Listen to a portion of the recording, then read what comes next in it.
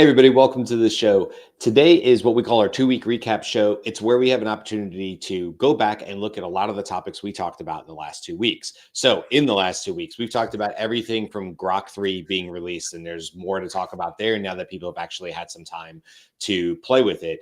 We've had some updates from ChatGPT, but also, did we kind of even know what the updates were? We're going to talk about that a little bit. We had Sam Altman had some predictions about, kind of where he felt like AGI was coming. He wrote a blog and we discussed that.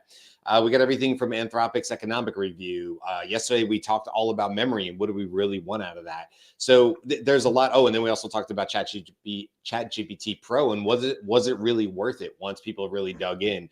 Does that $200 value really make sense? So we're going to be coming back to all those topics today, talking about the shows in the last 2 weeks that sort of stuck with us, the ones that we feel like there's been updates to, and generally just have a great conversation about it. So thank you and welcome to everybody in the comments already. Thanks for showing up live with us, Jen and Gareth and Justin, and a few others in there as well. Morning to everybody.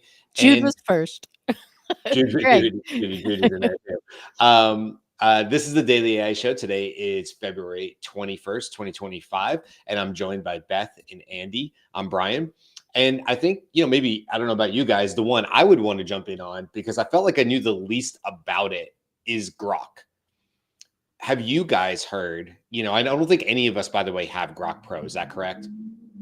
No. Correct, yeah. Okay. So have you guys heard through the interwebs and through, Beth, you're a little bit more on X and Twitter than I am, I think. And, if Carl was here, he's in Reddits and stuff. And so I guess for me, I'm just like waiting to hear like, oh my God, it's as amazing as Elon Musk was making it out to be. It is, in fact, the best LLM we have.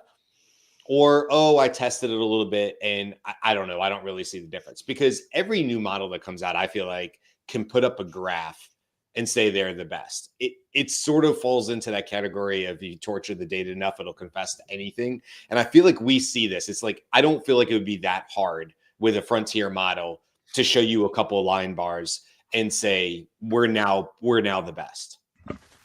So I don't know, what have you guys heard, or have you heard anything on Grok? I've only heard some little here or there, and I'm pretty tuned into this stuff like you guys have. Have you heard anybody say like, dude, Grok 3 is crushing it above and beyond what other models we have?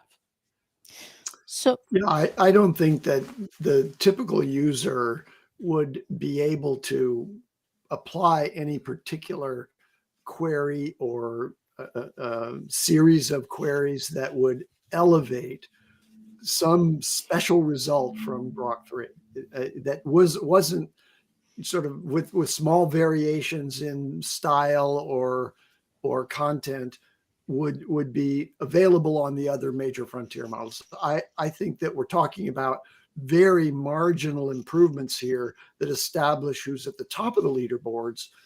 And in general, any one of the frontier models is going to be more than sufficient for what the typical user is applying to it. Yeah. So one piece of Grok news did happen yesterday, which is that it's now available for free to people who have X accounts. So you're limited in what you can do.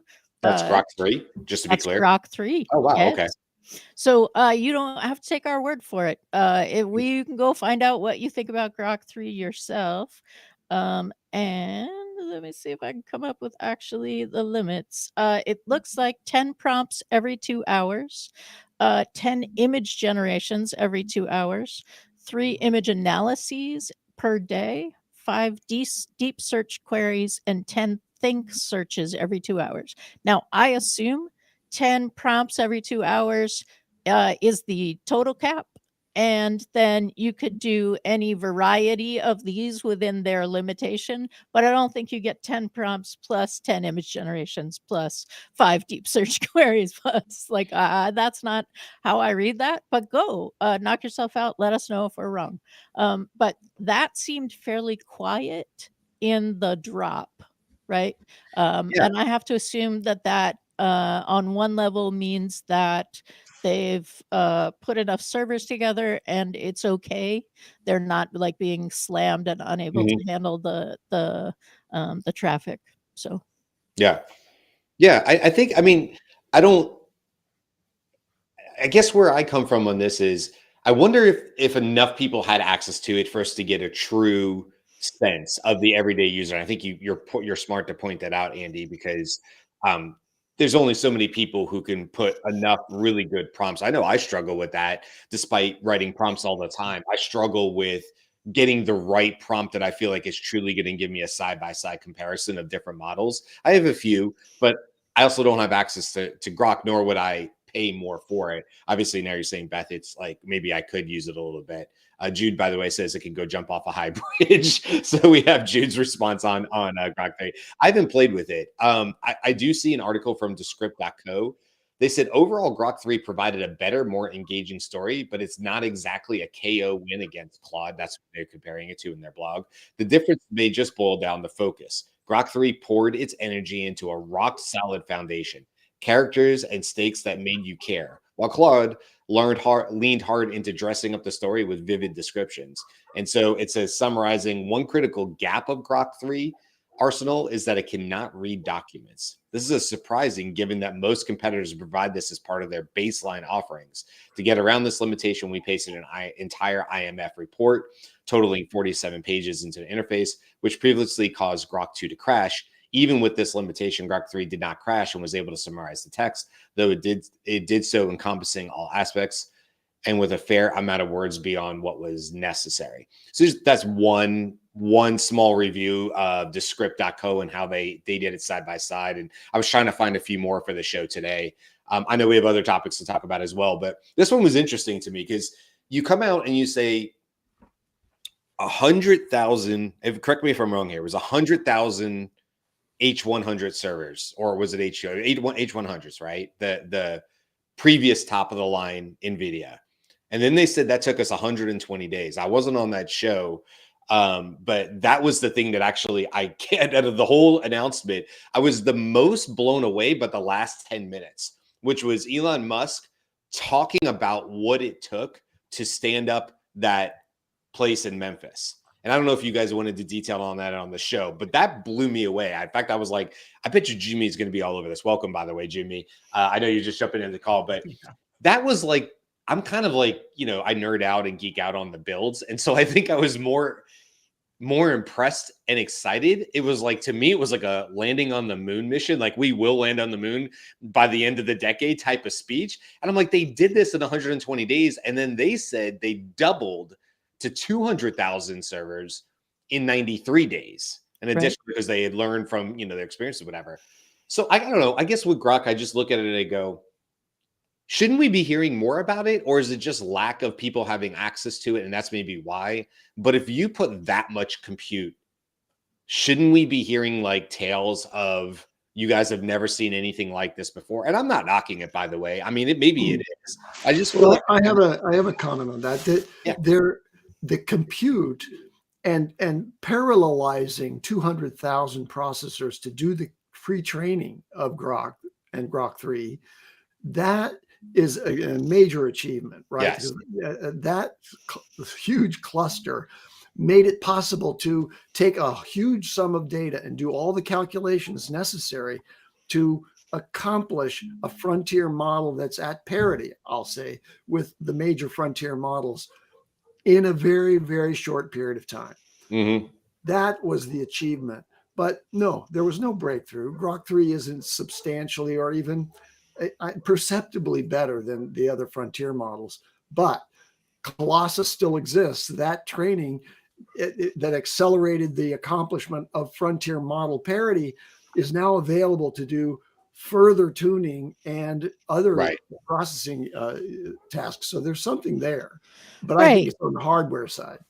Because they also implied that it would continue to improve, which is another thing that they didn't really share their process for that, but that would again make sense within that they have this speedy training situation set up, because the ingredients seem to be compute, data, and time.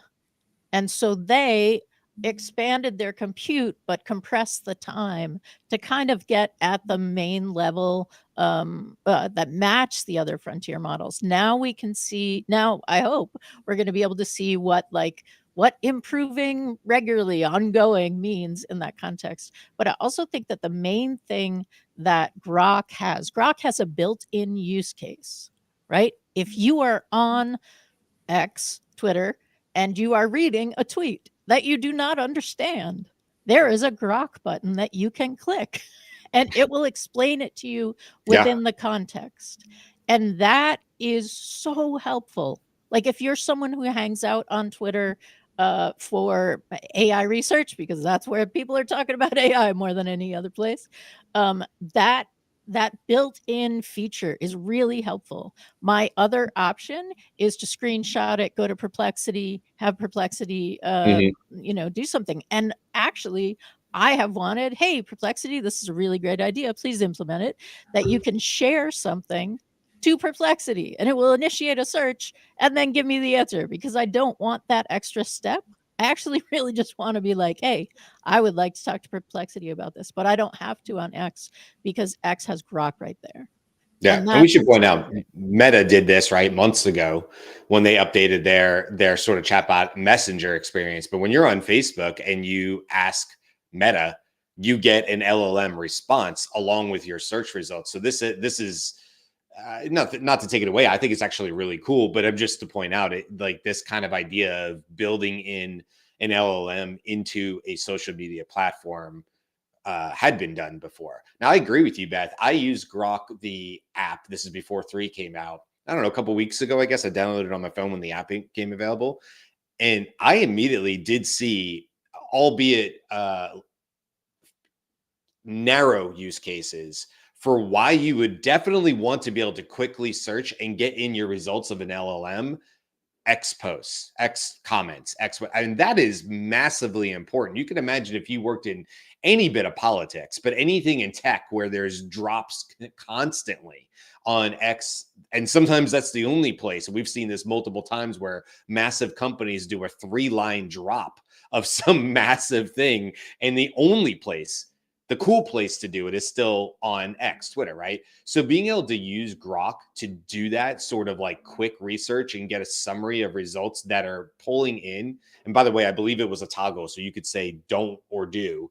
I found that to be really, really valuable. And I haven't necessarily gone back to it because I don't know that I'm in a business where I have a use case for that. But if I was in tech, if I was doing any sort of like beat writing, any sort of like up to the minute type news reporting, if we were a show that like had to be first on an AI drop or something, I'd be using Grok all the time because I would be using it to try to get ahead and create content faster to turn it around. If we needed to be like, if the Daily AI Show was about beating everybody else to the punch and trying to get those first bump of numbers for some new release, I'd be leaning on Grok full tilt, because I think it would be the single best tool for it.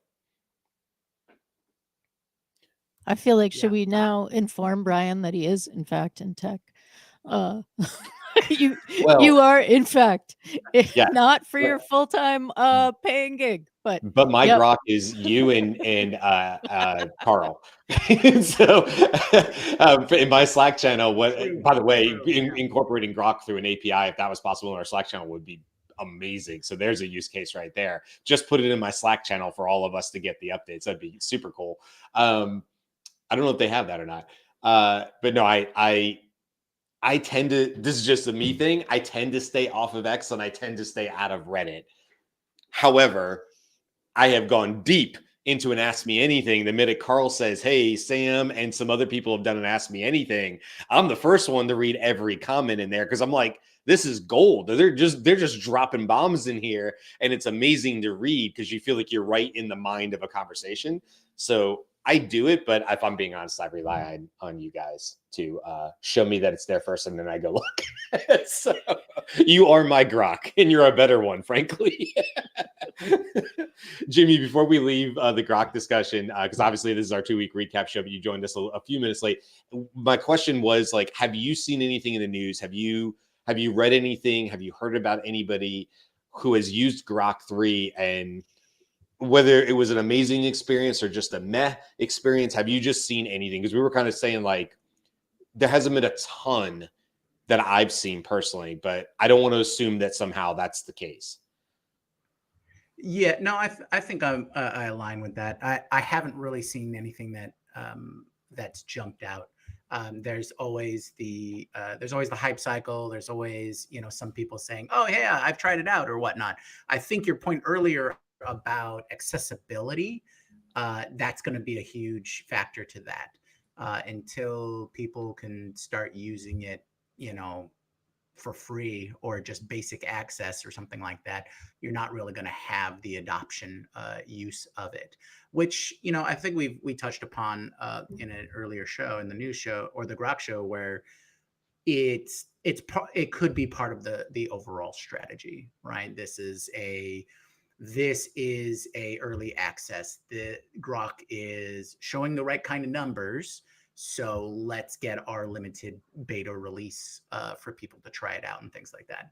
But I think, you know, touching upon the point of the data centers and how quickly they went from 2 to 3, and, you know, just going from version to version is my important takeaway, is that they're able to build upon the shoulders of giants and those kinds of things, where everybody in the AI sphere is just going to be stepping up over each other in the amount of time it takes to come out with some improvements, new features, things like that.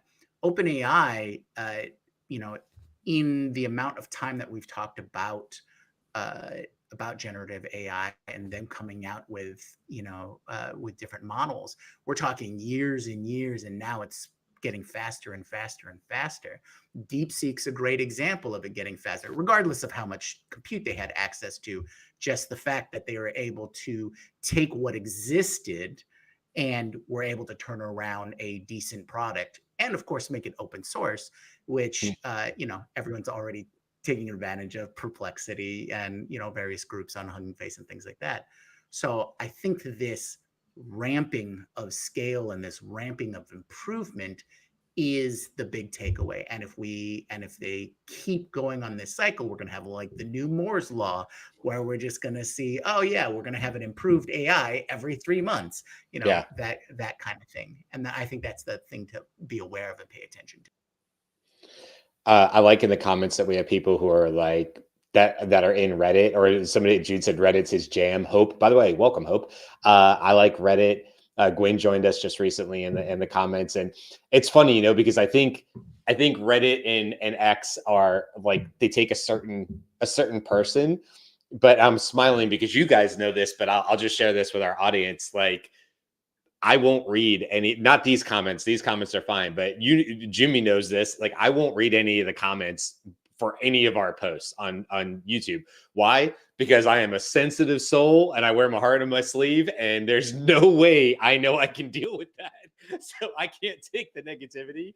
So like, I let that filter through. Probably a good also reason why I shouldn't be on Reddit. So it's like, it's funny how you have to censor yourself. The older you get, you go, you know, maybe that social media platform isn't right for me. Maybe I should stay away from that for my own well-being. So the funny part is, I always wanted this, you know, it was my initial idea. And of course, all our wonderful co-hosts brought this to life. But when I first had this idea, I was even thinking about it 2.5 years ago for the Daily AI show. And I was like, yeah, we'll have to get somebody who monitors the comments and stuff, because I'm not qualified for that. Gwen says, "Oh, Brian, I'm right there. I think with you," is what she was saying. So yeah, thank you, Gwen. I appreciate it, because I'm a heart on my sleeve kind of person. It's for all the good and all the bad that goes with that. Okay, I do have an update on if you guys don't mind me pivoting a little bit. I know we have other topics to get to, but I do have an update on ChatGPT Pro, because I did have an experience via my coworker yesterday. So my coworker has ChatGPT Pro. In fact, my company, Scaled, paid for her to have it. Now, she works more in the marketing side of the house, but we have worked together. Well, she's been there longer than in the company than me. So nearly 4 years, me and this coworker worked together. She's amazing. And so she's like, "Hey, I have ChatGPT Pro, but I need help with this custom GPT." well, we know custom GPTs have 4.0, but they don't have Pro, right? Like doesn't mix and match in there. So it was this interesting conversation of me helping her with her prompting, which I have to give her credit. She did amazing. It's so much fun to see people just that you've known for a while doing and making and creating an AI and stuff. And she did a really good job. And I was giving her some updates and things like that. But we had this, it had to do with blog creation. And we had this interesting conversation because we were getting better results from Pro, from the deep research and stuff, right? Using the benefits of that better model. But it was, where do you put it in the stack? Because you can't create a custom GPT that just solves the problem, because custom GPTs can't and don't have Pro, right? They're not going to go in there and have the O3 models and things like that, O1 Pro. So it was like, where do you put it in the position? And so we got into this conversation, and I don't necessarily there's a right or wrong, but like, let's just take the use case of building a blog. There is a lot. She's a master at this. There's a lot that goes into it. Above and beyond, I have a topic that I want to write on, right? There's SEO reasoning in there and all the things. I needed to go back and link back to other things on our website. It's pretty detailed. So we were testing back and forth how we could create this chain and how it played. And one of the things we tested was actually leaving the custom GPT and doing it in a project. Why would you do it in a project? Because a project has access to all the models. What can you also do in a project in ChatGPT? You can add documents. So if you have the knowledge documents and you have some superseded instructions that just apply to that project, and then you start a chat, what you can do, and we didn't have time to fully test this on our call together yesterday, is you can switch back and forth between the models in the chat, which means hypothetically that it's actually a better solution for this part of writing the blogs than using a custom GPT. Because if I set my knowledge documents right and it's able to reference them correctly, and that's something she was going to go test. In other words, I said, hey, go upload one new project, put one document in it, use Pro, and ask for something that it would have to look at the document to know, and don't give it the answer, right? Just to test the process. But that is a really good use case for it. And so in her case, she's like, I've never built a project. I keep meaning to look at it. And I said, this is something we really need to look at. She goes, it's funny. I was only thinking of custom GPTs as a solution. And I said, they're great, right? But they have their limitations because you can't switch through the models. And so she's got this $200 plan, and now she has projects. And I think for this particular use case, what would be best is she starts a new chat. She could start a new project, but start a new chat every time she has a new blog. And then she would run through, it would have the 10 documents to look at and stuff like that. So more to come on that. But I just wanted to bring that up because I think people are sort of sleeping on projects a little bit. I use them all the time. Gwen says, Brian, I think documents went away from projects. No, they're definitely in there, Gwen. You might, maybe something to do with Claude because they also use the term projects, but just inside of your ChatGPT, you absolutely can add documents to it. We just did it yesterday. But really cool use case. I was just saying before I read that comment that I use projects exclusively for the newsletter that I put out. By the way, you can go to thedailyishow.com and sign up and get our next newsletter. It'll be going out on Sunday morning. It's free. You should definitely do it. But I put a lot of time and effort into writing that newsletter every week, and there's a lot of human writing in there and stuff like that. But of course I use AI to help me organize thoughts of the shows and stuff. I do that fully inside a DOS newsletter project folder because it's much, much more efficient than if I was trying to build it out somewhere else. As Beth and I found out very quickly, though, the big downfall of projects is you cannot put a custom GPT in a project. If they do that, you've really, really got something you can run with. So just wanted to give that up there. I don't know if you guys have had a chance, or I know Carl's sort of been the one that has ChatGPT Pro, but I had a kind of a cool co-working experience with ChatGPT Pro yesterday, even though I don't personally have it. Yeah, I love the workaround. I have to say that one of the things that's been really frustrating with custom GPTs, and I'm about to port what I'm doing over into a project, is, as the team knows, I create a dossier for the co-hosts for the show subject. That is a custom GPT, and it's long. It's actually a very long thing. And then I call in the next custom GPT to create the description. Mhm. And that is a very long thread, no problem. If I come back to it the next day and I haven't timed it, like it may just be 2 hours or 6 hours or whenever, the dossier is truncated and I can't get it back. And I'm like, no, Yeah. that's just rude. Yeah. I know we've had the conversation, Ugh. and there is some character limit within that that isn't present in the initial conversation. Like, I don't know what its problem is, but it is very frustrating. And if that is going to go away with a project, like, why am I having this conversation with you if I don't want to come back to it? That's what incognito mode is for, Yeah. right? Like, it's just so. I'm with Yeah. Truncating is a massive problem with ChatGPT. Look, I'm Mr. Custom GPTs. God knows I've been building them since the day they came out. We were working in stuff in Respell. Custom GPTs came out, and I was telling you guys on the next day, I'm like, dude, I built custom GPTs that does this faster. It immediately solved problems. Like overnight, I had built like 5 of them. I'm like, guys, we should be using these. But they do have their limitations. Not being able to pick models, problematic. Not being able to talk about, for me at least, what's the word I want? Creativity, temperature, would be another way to say that. That bothers me. Not being able to use them in projects. I always feel like custom GPTs kind of get like we'll get to it.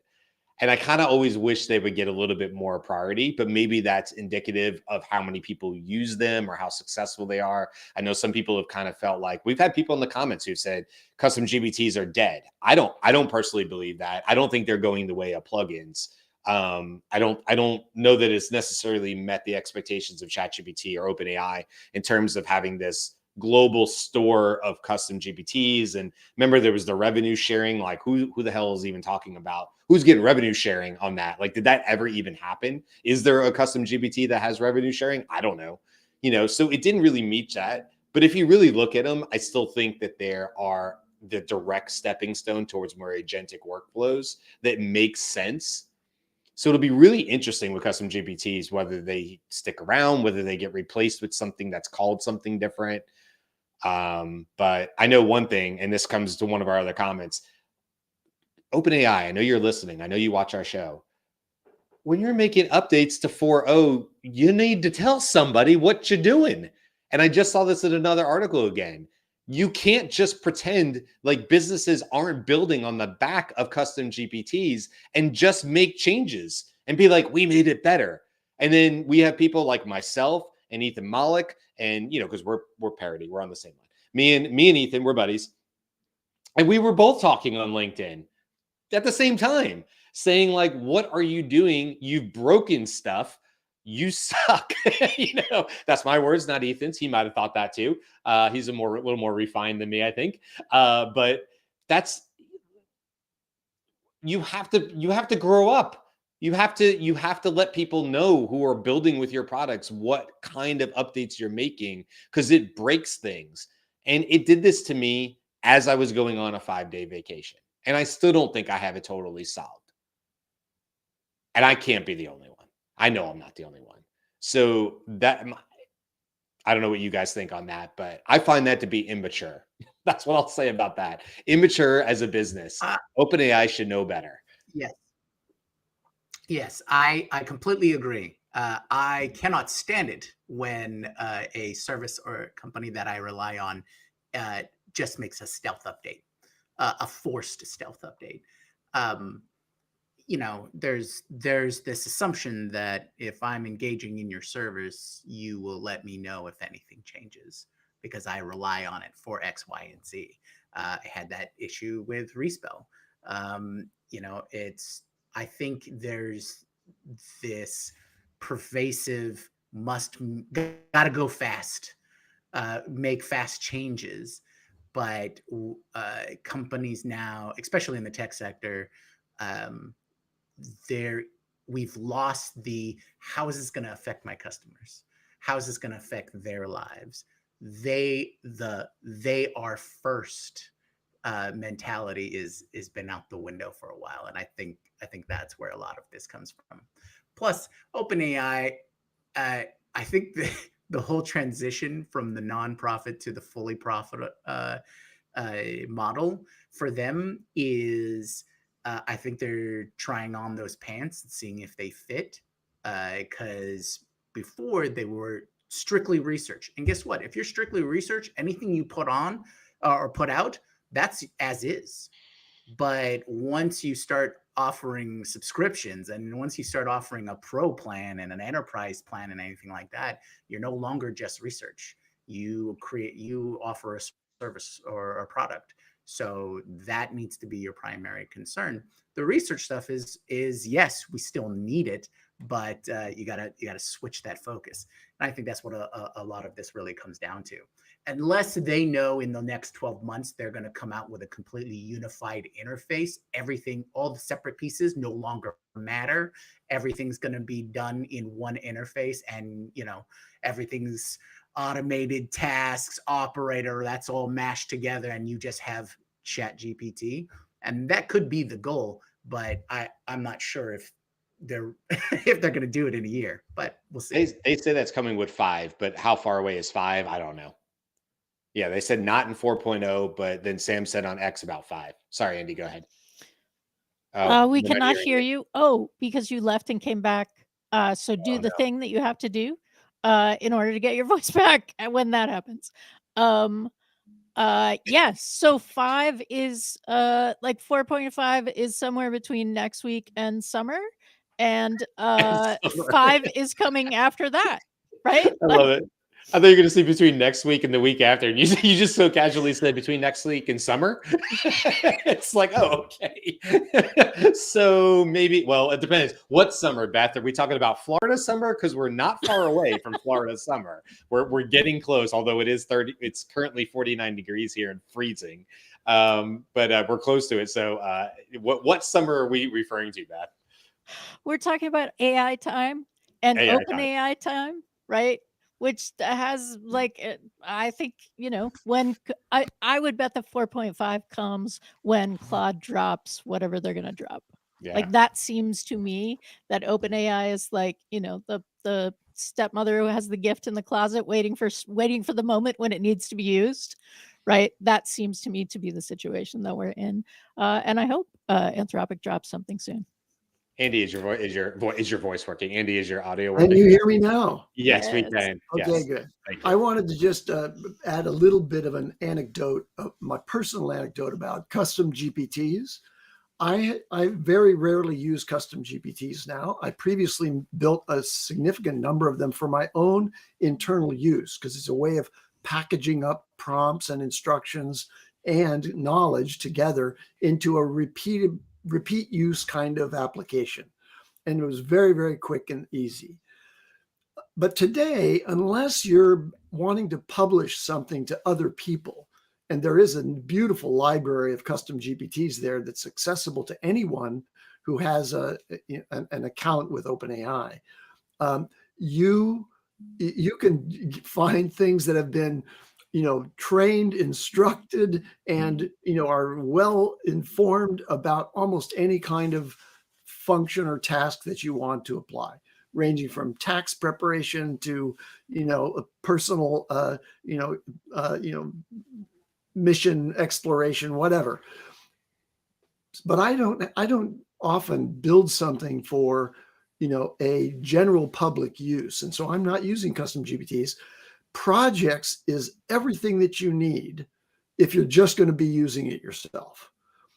So I just wanted to make that distinction for people who haven't maybe ever built a custom GPT or used custom GPTs that are in the library there, or now you have access to projects, which is going to give you the knowledge base. It's going to give you the ability to set instructions, and it can maintain context around what it is that you do with that particular project. All right. I just wanted to put my soapbox out there on that one. Well, and Spaces is a project on Perplexity that you can share, right? Like, so we could collaborate on the space. We could, boy, would that be a really good idea for shows. We could collaborate on spaces. But you could build a custom GPT like project thing that you can't share in OpenAI, but you can share it in at least in Perplexity.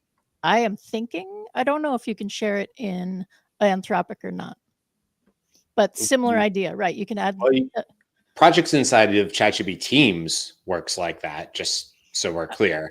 And I work with, so just when I build custom GPT solutions for sales teams, we often, not always, we often set up a new ChatGPT team interface for that team. And one of the reasons for that, obviously, number one, it locks down the URLs. Number two, it does give them access and some collaborative experience through projects, and that could be a great thing. So just wanted to make sure that was clear on there. That is a value. The chat is correcting us and saying that ChatGPT projects can be shared. So let's see. Go talk amongst yourselves. I'm just seeing whether. Okay. So all right, this is a perfect time for me to chime in while you guys are looking that stuff up. All right, this really is to just build upon what Andy brought up about the new Microsoft chip in the news show, and talking about quantum computing. Right, I wanted to go back and expand on that. So Andy, definitely correct me if I'm wrong, and I know this might be going over some of the stuff you've already said, but so Microsoft came out with their Maucere chip. Is that I'm hope I'm pronouncing it right.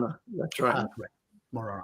Okay, so what makes this huge, and after I went back and looked at it a little more, is the method in which they're achieving the generation of the qubits, right? Or the qubit, or the quantum bit, right? A traditional bit is a 0 or a 1. The quantum bit is a 0, 1, and an in-between state, which they call superposition, right? So it's like that.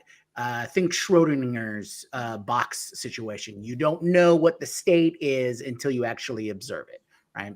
And so this allows so much more parallel computing and more try more options to get to the right answer all at once. And this is where the true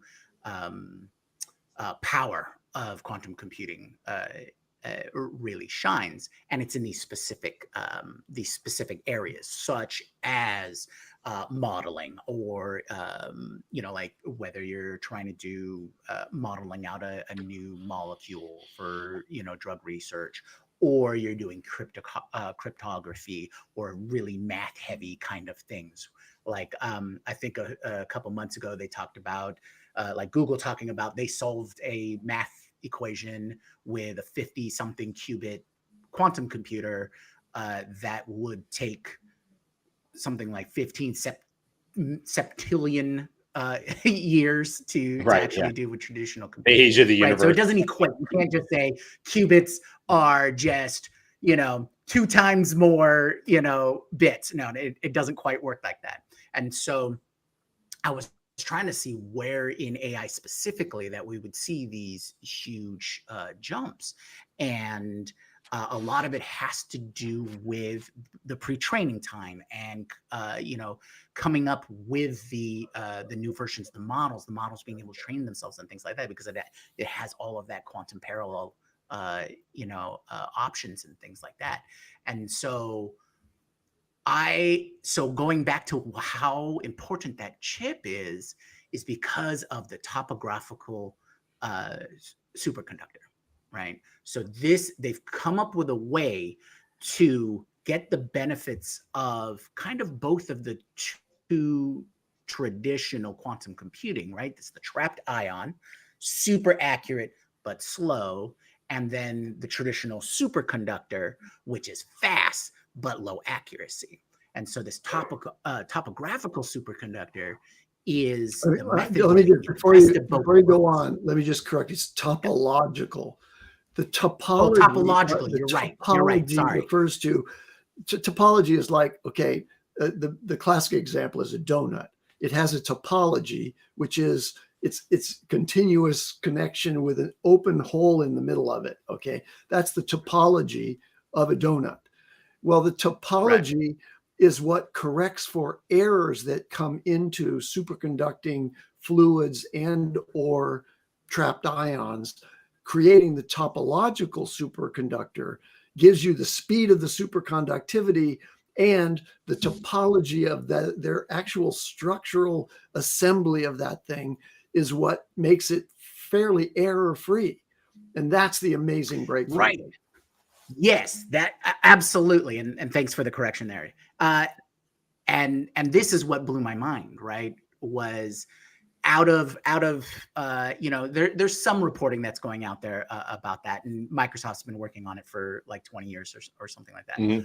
But like all of this is in relation to like all the stealth releases that we've been seeing. This is essentially a stealth release. Now, I have heard some pushback from the physicists out there and the scientific community because there wasn't a release of academic information along with it, right? So there's still that. Given the breakthrough, they don't want to have it replicated quickly and easily by anybody else.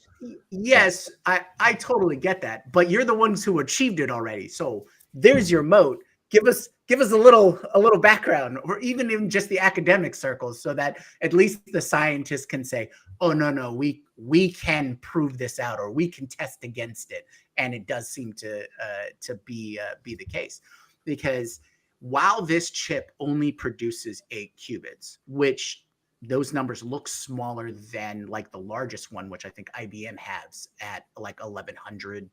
I think it was 1121 or something like that, right? Along those lines. So we've got a couple of quantum computers that can do 1,000, some that are at the 50 mark, things like that. So this 8 doesn't seem like a huge jump in that realm, but this is sort of like that foundational building block to where we just start doubling and doubling. Yeah, eight error-free qubits. Yes, 8 error-free. Yes.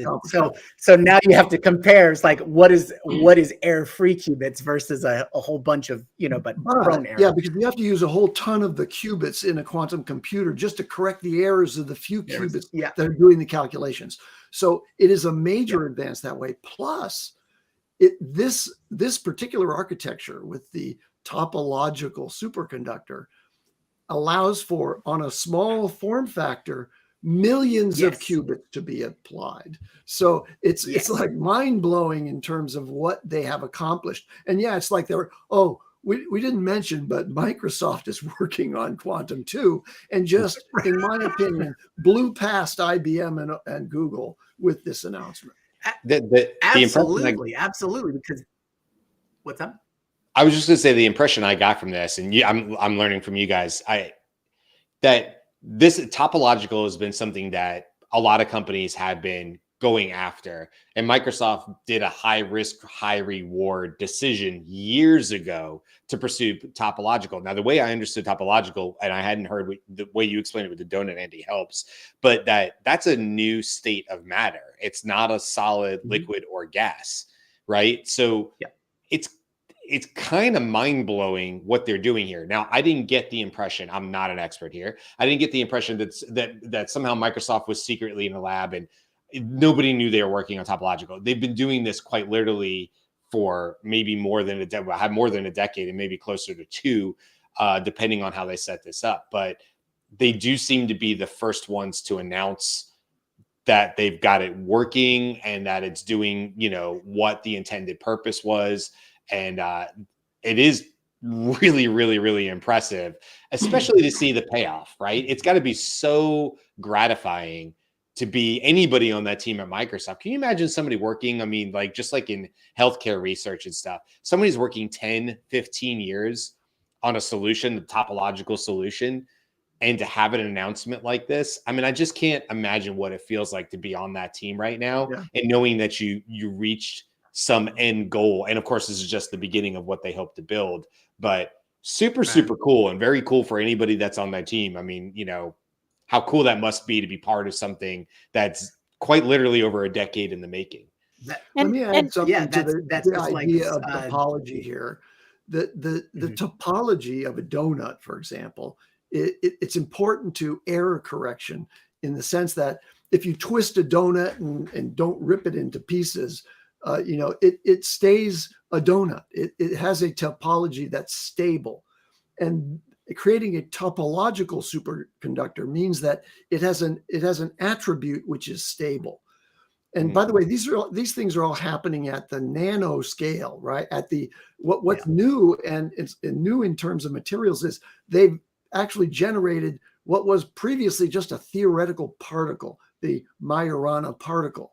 It doesn't exist, you know, outside of this particular implementation. This is the very first time the Majorana particle has been created, and we're talking about something at the atomic level now that's being manipulated electronically somehow through microwaves or lasers. It's lasers in this case for the Majorana implementation, but they're using lasers to make the qubit, which is made up of this one little Majorana particle, on a superconductor that has a topology that maintains stability.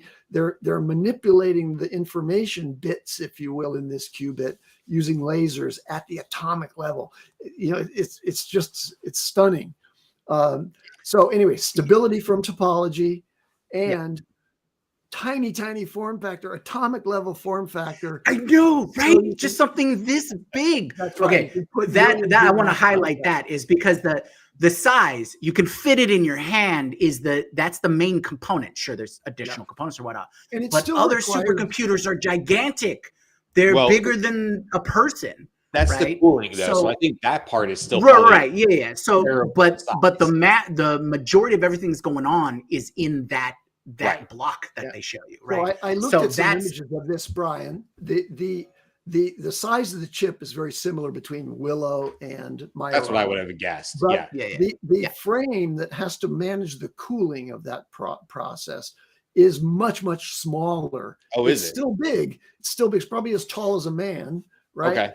But it's not as big as a room, right? Yeah. The larger, so it's coming down in size for sure. Yeah. And if we compare the visual, so if we remember, so there was an image with Sam, like Sam and some people at OpenAI sitting around a pallet of the new chips that had been delivered to them. We also remember Jensen Huang walking on stage with like his shield of a new chip, right? That was fairly big. So these are the complete opposite of that in being able to see a comparable. They're not using the same thing, I understand that, but a comparable, like this is big and this is small. Like this is a concept that muggles can get too. And I wonder if we are having the ChatGPT moment in quantum computing, because we're now at places where general people can understand, right? This is tiny. It does 8. You can have more than 8 on the thing, right? And like that kind of stuff, I think, is where we're getting in terms of just being able to be in something that everyday people can make a connection with and understand. And I'll do one last bit of information.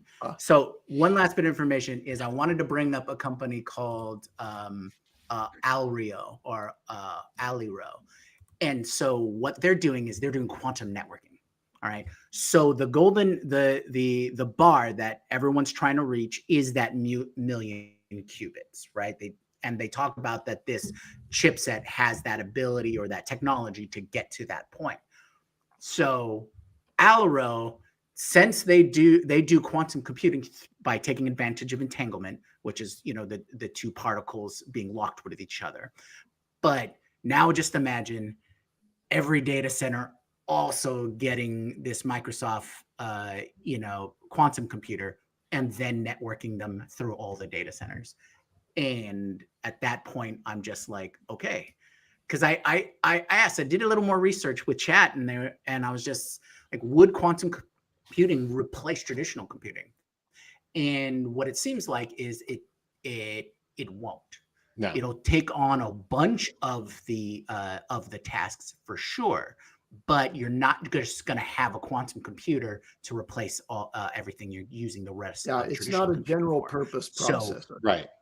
Right. So It has a between specific the use two of case. them, Yeah.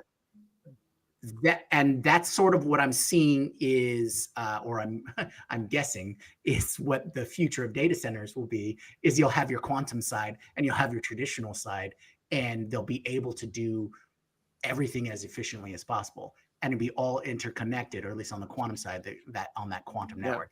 This is all in development, and we're not going to see it for 10 more years. But it just blew my mind when I started looking deeper into it. So thank you, Andy. Yeah, I just wanted to give some vocabulary.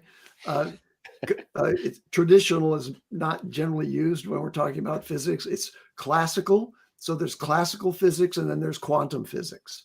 And what we will see, as you rightly point out, is we'll have classical machines that use the fermion, which is an electron, on the generalized, computing side. And then we'll have the fermion, which is the Majorana particle, running on the quantum side of the computing infrastructure.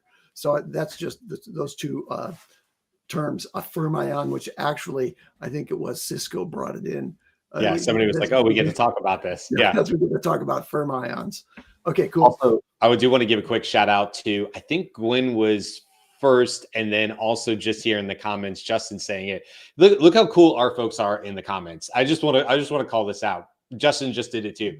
I don't see Jen. Now Jen is like almost always in our chat, and Jen just isn't here today. It says, I don't see Jen, so I'll say it for her. Please take a moment to like the video, show some love for the Daily AI Show chat, and for the love of AI, subscribe and join the newsletter. And that's the second person who's taken upon themselves to just do what we should be doing more often, which is reminding people to like and subscribe and stuff like that. So I just want to say, like, I just have nothing to do with the topics of the day, but I just want to say how cool you guys are. You guys know, I mean, we did our 400 show, we love you. And just how much we appreciate that. Everybody who takes a moment. I mean, the fact that you take a moment of your day to even write something to help us grow our show is very, very cool. So I just want to say thank you for everybody who does that. And yes, please do like and subscribe. I know, listen, if you're listening to this and you're watching us on YouTube, it's some other hour of the day that's not our live hour, or you're watching when we do a light edited version of this that goes out as well. I know you hear every YouTube and you see little bells ring and stuff like that. If you have ever created YouTube content or had a channel, you do realize just how valuable that is for growing. It's an indicator to the algorithm. It's an indicator back to YouTube and other community to say, hey, this is something that I like, which means it will go to other people similar to you. And it just frankly helps us grow. So if you do love the show, or if you kind of even just like us, like a little like us, and you want to let other people know about it, we appreciate a like or subscribe. Quite honestly, any of that. Getting in the comments. Listen, you guys being in the live comments right now is massive. Leaving a comment under any other video that we do, even if we're not live, massive, because it shows engagement, and that's a big deal as well. So I don't think we're kind of right at time. I don't think we have any other ones on there. Look, we had a whole bunch of topics over the last 2 weeks. This is what's fun about this show is like, we all are out there, outside of this show, we don't all talk to each other all day long. And so we're thinking about these topics and going, oh, that's right. We did that. We just talked about that. And this gives us an opportunity to talk about just some really, really cool topics along the way. Beth, you got something? I feel like you have a shocked face. Oh yeah, Gareth. I just saw somebody share this show in a completely separate it was in the AI community. salon. He told me on LinkedIn. Thank you, Gareth, for sending it. By the way, Gareth is awesome. He LinkedIn DMs me and shares stuff with me. So thank you, Gareth, for doing that. Anybody? And by the way, this is a great time to say this. If you're not following and connected with us on LinkedIn individually, you should be. You should be, at the very least. DM me, connect with me. Tell me where we know each other from or whatever. Hey, I watch the show. I wanted to connect with you because I talk to people from the show, Gareth included, on LinkedIn all the time. I'm on LinkedIn quite a bit. That is my social media network of choice for me. I do a lot of work there. I used to run LinkedIn strategy, and I know the rest of us are on there too. Carl puts out amazing content on LinkedIn. You should go connect with us over there. I don't think we say that enough, honestly, but come find us on LinkedIn and just keep the conversation going over there as well. Cause I know I'm on there every day talking to people about use cases and things like that. So I probably shouldn't say this. I've even helped a few people with a couple of things on there. If they ask, don't flood my inbox, please. But I'm more than happy to help people succeed. So if I can provide some wisdom or some help along the way, I'm always happy to do that. I know everybody else on the show is too. Okay. So before we Go ahead, wrap up, I just want to make an in-show correction. We thought maybe projects were shareable, and they are not. Canvases are, projects are not. So if you were hearing that part of the show thinking they were, no. Thanks for staying for the rest of the show. Now you know. Yeah. And now you know. You guys don't have little kids. Oh God, what was it called? It was this little cartoon. They were little in between cartoons, and the little girl always has to go to the bathroom, and a grandmother always saves her. These were like little 2-minute cartoons in between other cartoons. So if you ever had a little kid, you know this, but the little girl always ends the little cartoon by going, and now you know, don't wait to go. Because her grandmother always saves the day and gets her to the bathroom on time. She's like a 3 or 4-year-old. So, and now you know, don't wait to go. So, all right, that's it. We will see you guys starting next Monday for 5 new days of shows. We got a lot of cool topics. I am pretty sure robots are definitely one of them, right? Aren't we going to talk about robots next week? We've been saying we're going to do that for a while, and there's been some super cool stuff in that area. So if you're excited to talk about robots and humanoid robots and all that and what the updates are, then make sure you're back next week and hang out with us. Thanks, everybody. Have a great weekend. Don't forget to sign up for the newsletter. Bye. Aloha.